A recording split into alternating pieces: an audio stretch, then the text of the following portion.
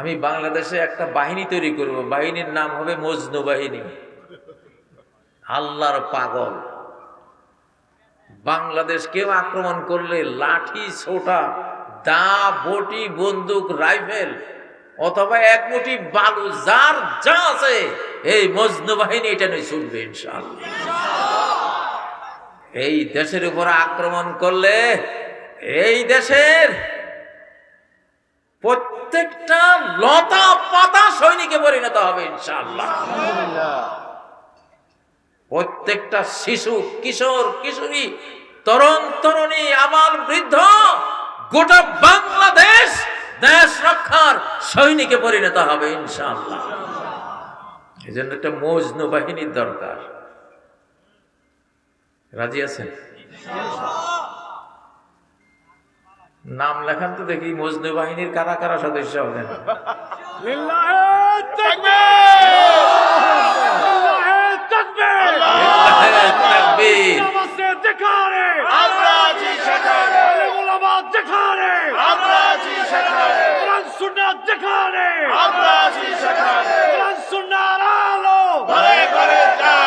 জীবনের সব জায়গায় জালো, জীবনের সব জায়গায় জালো।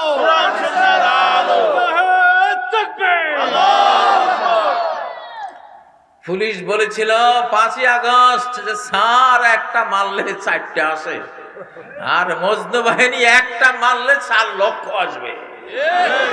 ঠিক আছে?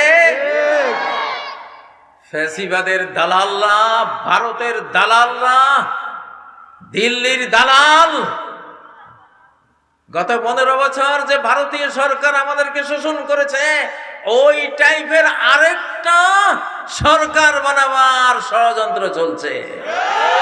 রুখে দেওয়া হবে, আল্লাহর কসম করে বলছি, রুখে দেব ইনশাআল্লাহ। পরম বন্ধু আল্লাহকে বন্ধু বানিয়েছি, ওই বন্ধুকে দিয়ে তোদেরকে রুখে দেব ইনশাআল্লাহ। বন্ধু যেদিকে যাবে, যেই কথা বলবে, যেই কমান্ড করবে, আমরা গোলামরা মজনু হয়ে পাখির মতো উড়ে যাব সেই দিকে ইনশাআল্লাহ।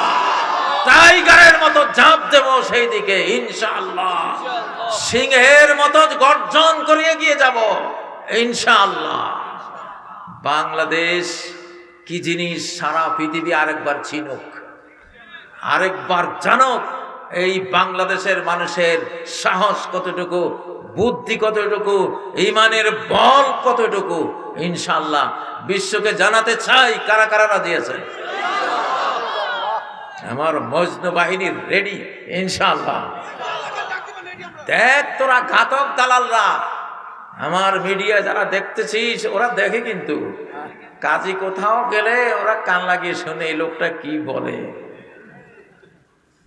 আমি আমার কথা কই না, আমি শিশুকালে সবখানে বলি, শিশুকালে আমার রব্বুল আলমিনকে বন্ধু বানিয়েছি। আমি যেদিকে ঝাঁপ দেব উনি ওনার রহমতের হাত দিয়ে আমাকে উদ্ধার করবেন ইনশাআল্লাহ। আমি জানি আমার এই বুকে পাক কোরআন আমি প্রতি 7 দিনে একবার খতম করি। সারাদিনই তো ওনার সাথে কথা বলি, কোরআন পড়ে মানে ওনার সাথে কথা বলি। বলতেছিলাম মজনু বাহিনীর কথা। কি বাহিনী? আমাদের যারা সেনাবাহিনীর সদস্য আছে তারাও মজনু বাহিনীর সদস্য হয়ে যাবে। এমন স্পিরিচুয়াল টান আসবে, আধ্যাত্মিক টান আসবে, এক টানে আমার বাংলার সেনাবাহিনীর এক একটা সদস্য মজনুর মতো বন্দুক অস্ত্র কাঁধে দেশ রক্ষার যুদ্ধে ঝাঁপিয়ে পড়বে ইনশাআল্লাহ। এই দেশ নিয়ে কেউ চক্রান্ত করো না। আমি কথাগুলি আপনাদেরকে বলছি না, যারা আমি জানি কারা কারা ষড়যন্ত্র করে, আমি তাদেরকে বলছি। তারা বুঝতেছে, তারা বুঝতেছে কাজে কাদেরকে বলতেছে, ওরা তো শুনতেছে, ওরা বুঝতেছে। ও ভাইয়েরা, এখন হলো বাংলাদেশকে গরম রাখার সময়, ঠান্ডা করা যাবে না, ঠান্ডা করা যাবে না।